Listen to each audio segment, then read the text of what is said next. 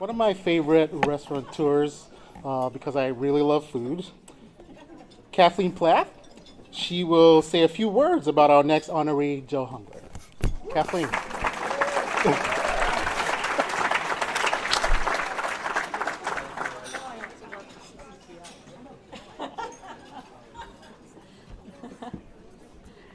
Good evening, everyone. I just want to let you know I also work for Community Teamwork. The restaurateur is really over there, Scott. So I just want to let you know I'm absolutely thrilled to be here tonight to introduce our final honoree, my friend Joe Hungler. Here he is right there. He's a true champion of community action. And this moment is especially poignant to me. It feels like a real full circle moment, and I'll tell you why. 15 years ago, I had the honor of serving on the board of directors for the Boys and Girls Club and was part of the selection committee charged with finding a new leader for the club. Alongside Matt Coggins, Ray Hamill, Sue Dufresne, and Wynn Brown, we interviewed many impressive candidates, but one stood out. A young, passionate, self-proclaimed club kid named Joe Hungler. Joe, there he is. The young club kid. Joe didn't just impress us, he inspired us. And I can confidently say that choosing Joe was not only the right decision, but one that has had a profound and lasting effect and impact on our community. In the 15 years since, Joe has continued to win the hearts and minds of this community, and most importantly, the club kids he's devoted his life to serving. Of all the boards I've sat on, and there's been a few, and the causes I've supported, recommending Joe to lead the club is truly one of my proudest moments.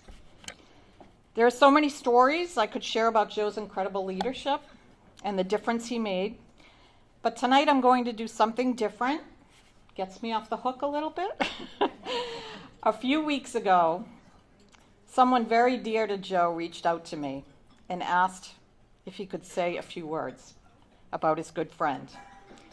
I could not say no. So now it is my great pleasure to introduce a surprise guest and a dear, dear friend of Joe, Jesse Edwards.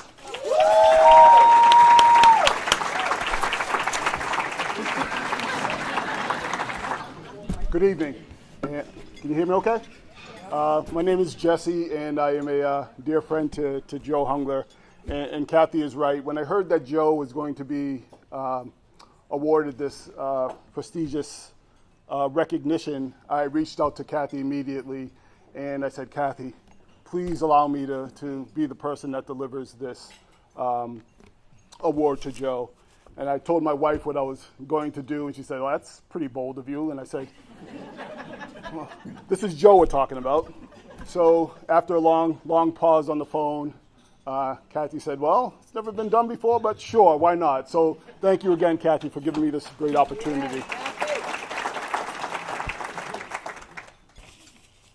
I might get emotional. Joe has made an impact on my life just as much as he's made an impact in the many of the young people that he served over the years. He's helped shape my professional path, and I also consider him family. I met Joe Hungler about 30 years ago working at the Boys and Girls Club in Nashua, New Hampshire.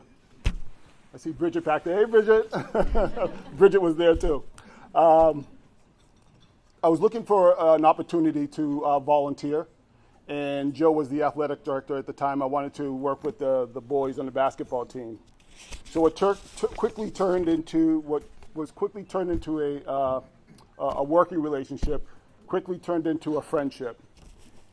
Eventually, I was on the hunt for an apartment, and I knew that Joe was looking as well. So I said, hey, you want to get an apartment together? And he said, sure. And we quickly became roommates. Though I'll say this, Joe may have been a bachelor at the time, but he certainly did not live like one. I have seen this man work incredibly hard for the lives of young people in that community. Early mornings, late nights, weekends, and holidays, all spent servicing young people. He didn't clock out. He didn't phone in. He gave everything he had, not for attention or applause, but because he believes in the mission. He lives it.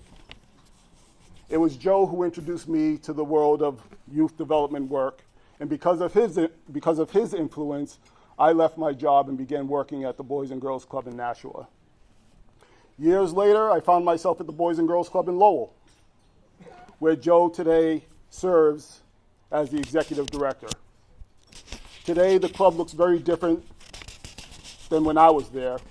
Thanks to Joe's leadership, the club is well on its way to making the club a 21st century space with 21st century programming that will address the needs of young people and teens today. Joe has spent over 30 years in youth development and nearly 15 of those years as executive director. But under his leadership, the club did not just grow, it transformed. Today, if you walk through the club or drive by, you will obviously see the difference. Joe has built partnerships, he's created pathways, expanded programs, and invested in spaces where young people can feel safe, inspired, and empowered. I'm going to talk a little bit personally now about Joe. My wife will kill me for sharing this story, but I'm going to do it anyway. Let me tell you how special Joe, a friend that Joe is to us and our family. My wife and I got married 20 years ago, and immediately, right here in Lowell, we're in Andover, but in Lowell, and after our wedding, Joe came back to our honeymoon suite with us.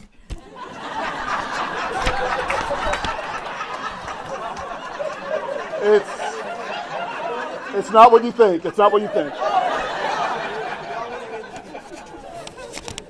See, Joe had to help us tally our wedding gifts and gift cards and money and deposit it into our account the next day. So, because my wife and I were leaving early for our honeymoon, and Joe was living in Waltham at the time, and he drove home to Waltham and came back a 2-hour sleep, was back in Lowell at 6 o'clock in the morning to take us to the airport.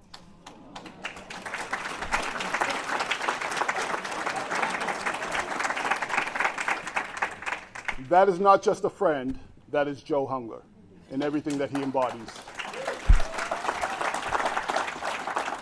And here's the thing, Joe doesn't just lead. In these challenging times, he shows up. He listens, he builds bridges, he fights for equity, and he makes sure that every single young person feels seen, heard, and valued. I'm also very protective of my friend Joe. And Bonnie's going to kill me for using this story. But I remember meeting Bonnie when Joe and Bonnie were dating at the time. And we were out to dinner, and Joe had gone up and gone to the bathroom. And I leaned over to Bonnie, and I looked her square in the eyes, and I said, "Bonnie, what are your intentions with our dear Joe?"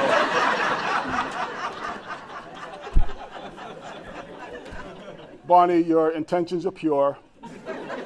And it equally takes a great woman to support a great man. So thank you.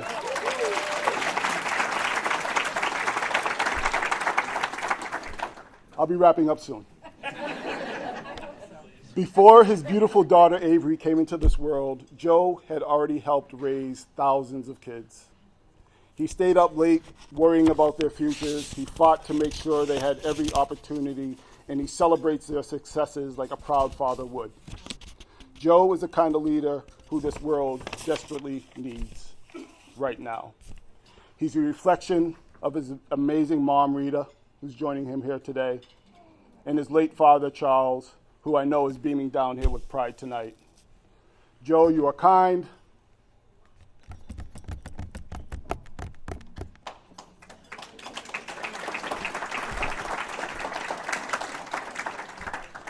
You are tireless. You are deeply principled, and you are one of the finest people I've ever had the privilege of calling friend. You are our daughter's godfather, and our kids call you Uncle Joe, and we love you like a brother. So tonight, on behalf of Community Teamwork and everyone who has been lucky enough to walk beside you, it is my absolute honor to present you with the Champions Award for Community Action Council.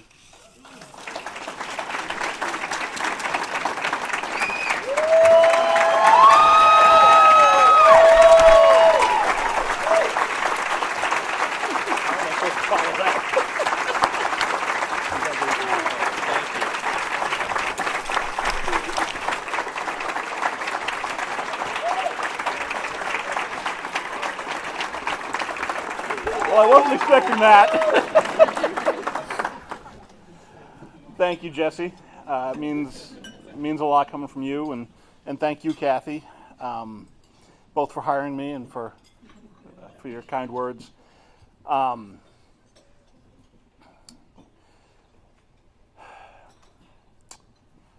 You know, we have a rule at the club where I never follow club members on an agenda, and apparently I didn't talk to Margot ahead of time because I had to follow the TM sisters and Lenis and then Jesse. You know, these are hard acts to follow. But, you know, when Kathy reached out to me about this award, one of the things that made me very proud about it was that it was coming from community teamwork. You know, we've seen the work that community teamwork does throughout the community, but we also see it at the Boys and Girls Club. Our cubbies were made by community teamwork, by Youth Build. Anna and her team in the culinary program have volunteered as part of our food program, gaining experience, but also helping Sally, our cook, to get meals out, especially before we grew a little bit and didn't have support. And you know, they catered our grand opening of our new multi-purpose space, and you know, we always have a number of foster grandparents from CTI that are at the club. One of them just won our Volunteer of the Quarter. He's an amazing man, Scott Doobie. But you know, I think that all of it is that Carl and his team, Sheila and the board, Karen before that, the idea of fighting poverty and of making sure that, you know, their vision is to make sure that every young person or every person in the community has the resources needed to thrive. And for the club, ours is ending generational poverty. And those two things just coincide so well. And that's part of what really makes this meaningful for me. And so thank you, community teamwork and everybody who was part of that, and for all the hard work everybody did. We do events, and I know how much work this is, Margot and everybody else who supported that. But you know, the other thing that gave me pride as I was thinking about this is the words of the award, Champions of Community Action. And just to separate that out for a second, you know, there are so many people in this room who are champions for those that may not have a voice.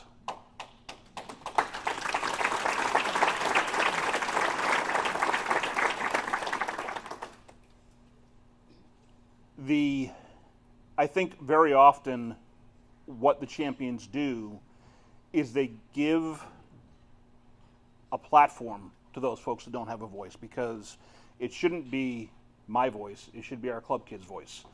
You know, just like, you know, they talked earlier of the work Lenis was doing and Sophy was doing. And sometimes they just need, I don't want to say permission because we're not giving them permission, they just need to know that they're allowed to do it. I remember we brought kids to one of the pictures that's scrolling around is kids at Washington, D.C., and the young man who is in the middle of the picture of me and the foundation, Corey,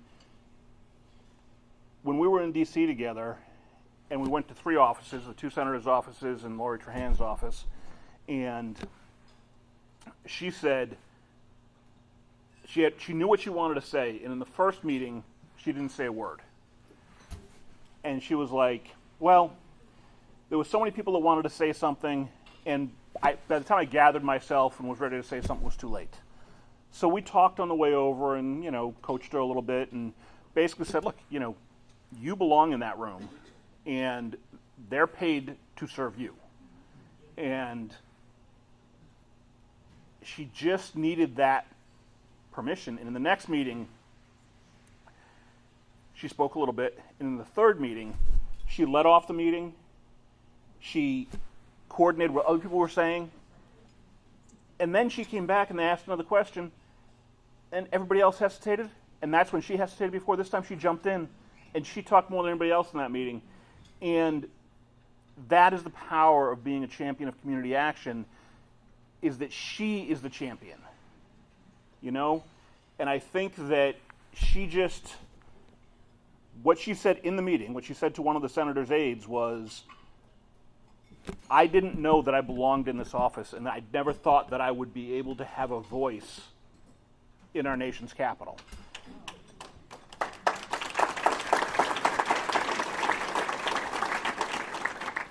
And this room is full of champions. The work that we do, I consider this a work this award, something that I share with so many in this room. I'd like the team from the club to stand up.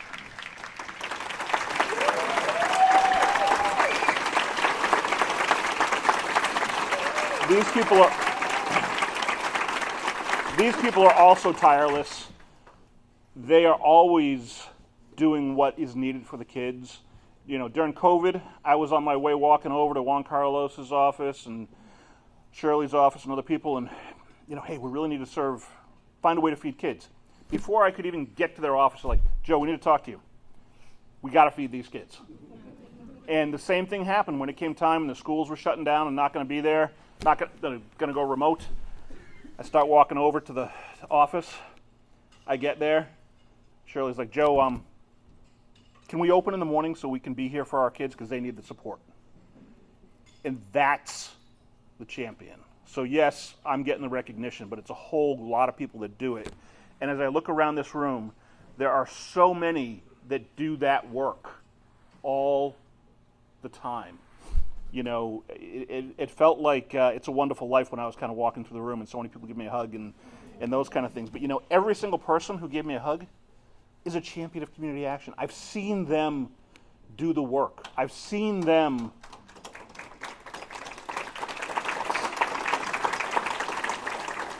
partner with us.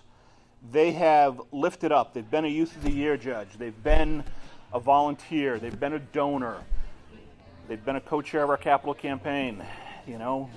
John Carson's like, I've never asked anybody for money before, but now I'll do it 500 times and help. They've been willing. John Schwab, who's chair of our board, 5 years ago when we started our campaign and had this a little ambitious $18 million goal, he's like, can we do that? And my answer was kind of, well, we don't have a choice. It's what we need to do. And he said, okay, let's do it. And he hasn't stopped since. And I shouldn't have started with names because there's 1,000 people I could name in this room. It's that is what makes Lowell special. And to me, that's the second half of it. It's action, right? So yes, we have the challenges in front of us of government funding is changing and government policies are changing and how we're enacting those policies is changing. One of the things I love about Lowell is we always step up. We always look and say, what can we do? What can we control? We might be mad at a politician, but let's not waste a whole lot of time complaining about the politician. Let's do what we can do. Let's make sure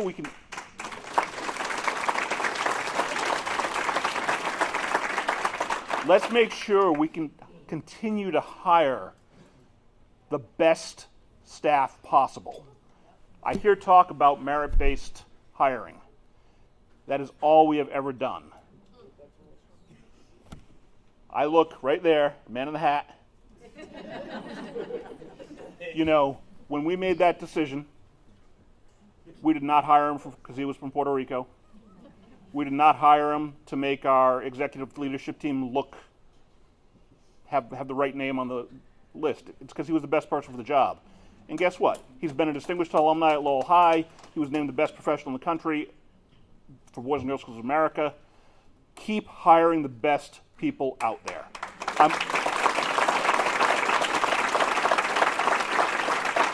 I am all for merit-based hiring. Because when you do, you get people like that. So thank you. I appreciate the honor. I'm much happier being on the other side of honoring somebody else, but and thank you, Jesse. That was pretty special. But have an awesome night, and thanks for being community champions.